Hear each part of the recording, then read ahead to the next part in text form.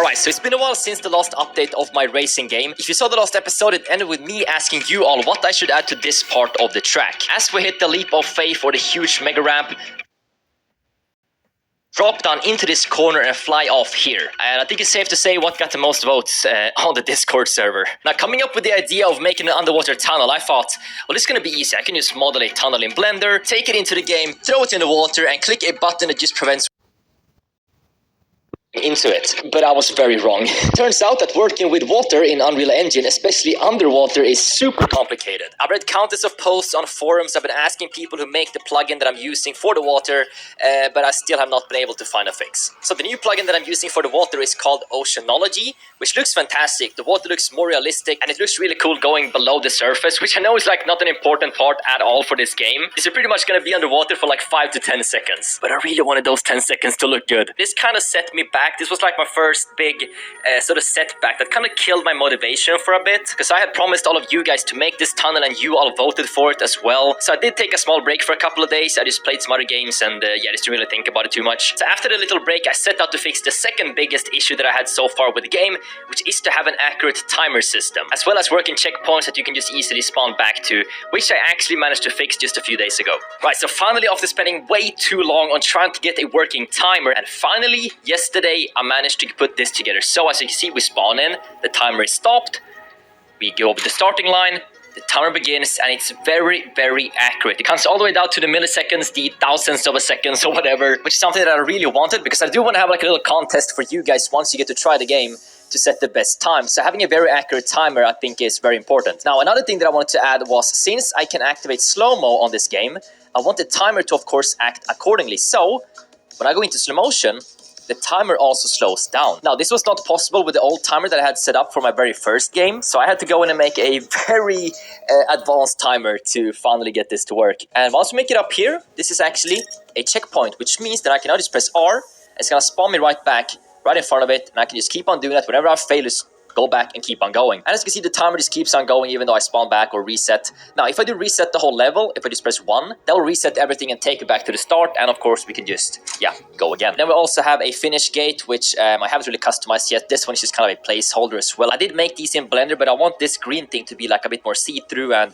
have like a cool spacey glow, but yeah, it's just a placeholder for now. But as you can see, when I go to the finish gate, it will also, of course, stop the time, and it's going to display a very accurate time. Now, some things that I could add to make this even better is to have the time be saved in the system, so when you restart the level, you can still see your best time. And another thing that I could add, which is something that, for example, Trackmania has, and I'm sure a bunch of other racing games, is a delta time. So let's say that you get to a checkpoint, it would display the time that you got last time, and then of course say if you're going faster or slower than your previous time. So those are two things that I think could be very nice to have for the actual timer system and the checkpoint system. But I mean, for now, this works absolutely fine, just having one start and one finish. Since this is, of course, just a prototype, I can just add things later on, even after you guys have actually tried it. I think that's fine. But now I actually want to get into some sound effects. I want to add sound effects for the start, the checkpoint, and the finish line. So let's swap over to FL Studio and see what we can do there.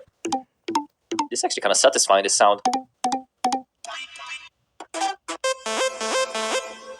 Oh. Okay, I'm gonna get distracted here. Just gonna make like an EDM banger. We need to make sound effects. I like this sound. I want it to be kind of a happy sound, you know? That's a pretty good checkpoint sound, right? Success. We don't want it to sound like that. I want to find like a swoosh sound effect to like add on top of it. Kind of like that. That sounds kind of satisfying, right? Okay, so that's a checkpoint. That can be nice. All right, so start, checkpoint, finish. Let's get these into the game. Right, first sound effects test. Let's see. Nice. Nice. Nice. Dude, that's nice. I really like that. So that is the checkpoint system done then, I think. Like I said, I'm gonna add some opacity to the glow. Maybe make it like a bit smaller, kind of like the checkpoint.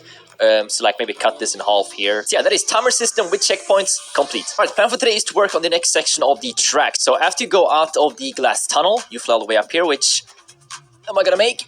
Oh, I just made it. Nice.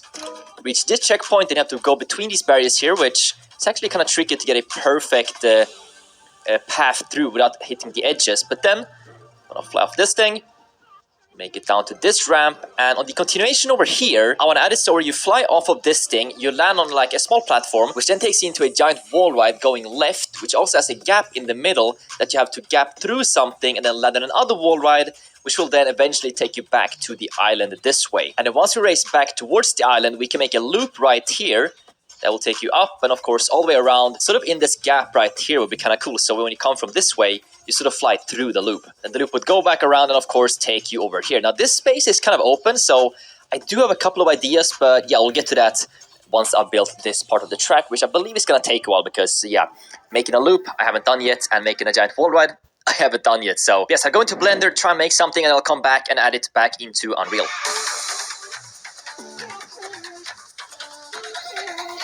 Alright, it only took like, what, 3 hours to get this wall ride jump. Took so long because I had to learn so many new things in Blender, which is good though, because then I can use it further on. I basically learned this whole new technique of like using a very basic shape and then turning that into a very smooth one that I can then import into Unreal. So let me show you guys how this now works. We're just gonna spawn up here on this checkpoint. And something that I didn't actually say before was that I've actually added an FOV increase when you go faster. You might not notice it that much. Yeah, essentially just zooms out the camera more and more as you go faster, just to give some more sense of speed, because that was kind of missing before. But as you can see, without this gap right here, we have to turn, get a good jump. You kind of have a lot of landing space to actually go on in case you have like different speeds and stuff. Now, jumping off of here, we don't really go down here, which was kind of the main idea. Like I said, I was going to have a loop going here. As you can see, the FOV will increase up to like 200, and then it's just going to slowly like increase. If you go like up to 300, 400, I haven't actually gone 400 yet, but yeah, I think 330 is like max that I've seen down in the water pipe. But it is getting pretty late, so I'm gonna sleep on that. I didn't really make too much progress today, not as much as I expected. Okay, so I actually stayed up a bit later than I expected last night, because as I was learning more about modeling in Blender, I wanted to add these parts to the track. So I'm now really happy with how the wall ride gap turned out. I also ended up making some other pieces, such as these rings that we can just place on cool spots throughout the map. I also upgraded this little gap that I had in the beginning, and I also added it to a second spot on the map as well, such as the gap right here, which of course also glows in the dark. I think these rings over here I can make way smaller, so it just looks a bit cooler. But yeah, it definitely adds some more feeling to the map. Just having some small details like that definitely helps. Oh, just managed to get past the barrier there.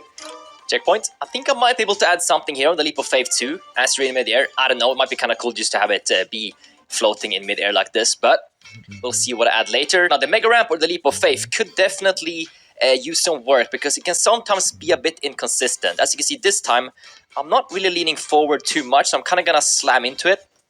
Which was fine that time, but sometimes you can spin out, so I need to look into the ramp there to see how we can make that more consistent. See, everything is great until, well, the freaking water. Yeah, I'm gonna try and see what I can do about that. If I can't figure out a fix for the water, then I'm gonna have to make something else over there, but I'm still gonna use the tunnel. But here is the new part over here as well. Super happy with this bit. Love the effect when you fly through those rings, which also glow at night, which I can show later. Then you transition back into the track. It's steep here and here. I'm gonna add a loop. Seeing as how this idea didn't really work as expected, I definitely want to make a loop over here. And this feels like a pretty good spot to do it. Yes, I'm thinking we have a gap right here. We fly down into the loop. Yeah, we can maybe make the ramp go up here. Maybe have a bit of a cool angle, so the twist up into this section. Go back down through this little gap right here. And honestly, I think I'm getting pretty close to the end. I was aiming for the track to take about 2 minutes if you go full speed throughout the whole thing. And I'm pretty sure that I'm almost there. So yeah, I want to add the loop, a high speed section, and a cool ending. And then it's pretty much complete. Well, the track. Then I have like so many things that I have to add as well. I think we're going to go back into Blender, try and make this really cool loop here. Maybe add some stuff like details on the ground here as well. Also, I've saved every piece that I've made so far for the racetrack here in Blender. I did experiment a little bit yesterday with making a loop, but yeah, this one is not going to work for this part of the track, I think. I'm just kind of freestyling here. It was a bit tricky to get a perfect loop. We could try it, and then obviously I'll just have to go back here and tweak it a little bit. Yo, this does look pretty sick to actually have the loop going around here. There's also like a little jagged edge right here when I combined the two meshes. I'm not sure if I'll make it across this bit clean, but yeah, there's only one way to find out. I've only tried a loop once, and I could barely make it around, so we gotta have to hope that the scale of this thing is accurate. Here we go, first try. See if I can line it up. Oh, we need to move it a lot. That needs to be moved a lot. I don't want to move it forward too much because I want it to sort of wrap around the other track piece. So if this doesn't work, we're just going to have to... Oh, God. We're just going to have to make this track piece shorter right here that I fly off of. so we don't go as far. But let's see.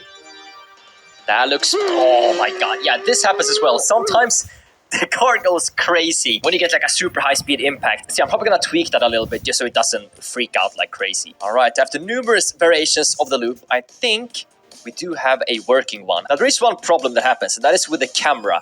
So, I have actually been thinking about adding a sort of first-person camera or a hood cam to the car. So, potentially, what we could do is, when I get close to the loop, I think I could have some sort of like trigger system that will activate a different camera when I'm entering the loop. Because you guys will see here, we're almost going 400 kilometers per hour.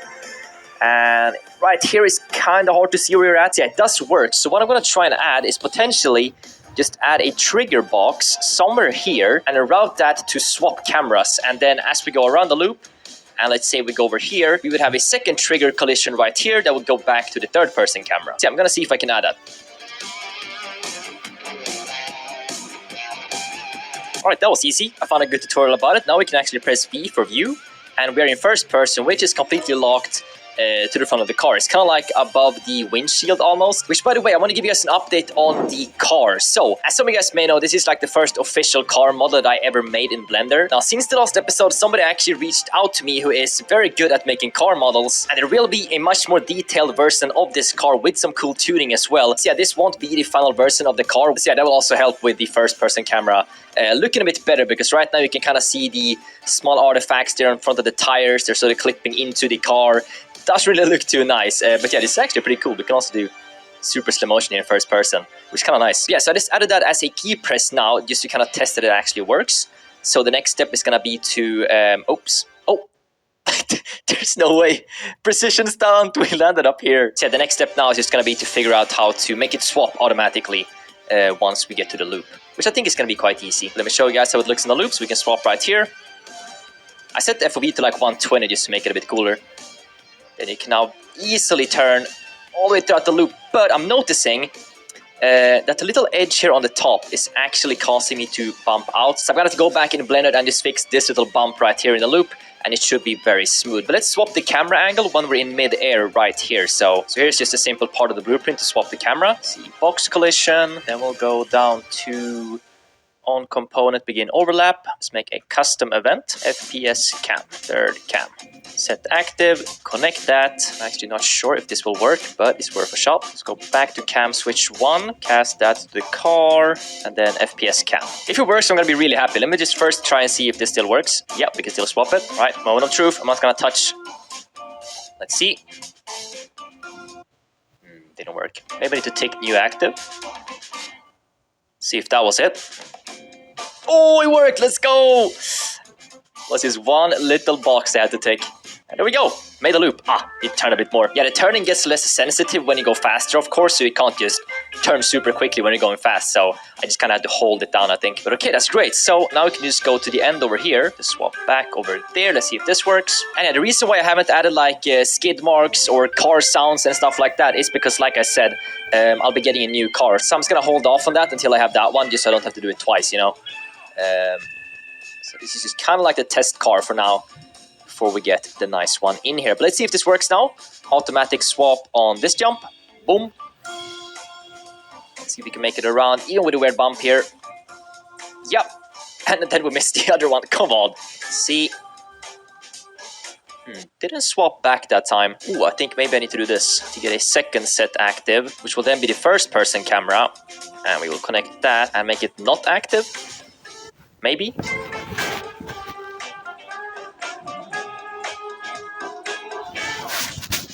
Yeah, it worked. Absolutely love when you, as a beginner, manage to like just sort small things like that out, you know, just ticking a box or just adding one more node and stuff like that. It's actually very rewarding when you start figuring stuff out. Yeah, this map is starting to turn out super nice. But like I said, that is where I would leave it for now until the final episode. Because the plan is for me to, of course, finish this level and then get it out to you guys so you can try it and set some cool times. We might run a small contest on the Discord server. So yeah, it's probably going to be a while until the next episode because I want to finish everything. So expect some new fun video ideas starting next week. But that will be it for today. So I hope you guys enjoyed the video. Be sure to subscribe if you guys are new. And I will catch you guys later. Take care.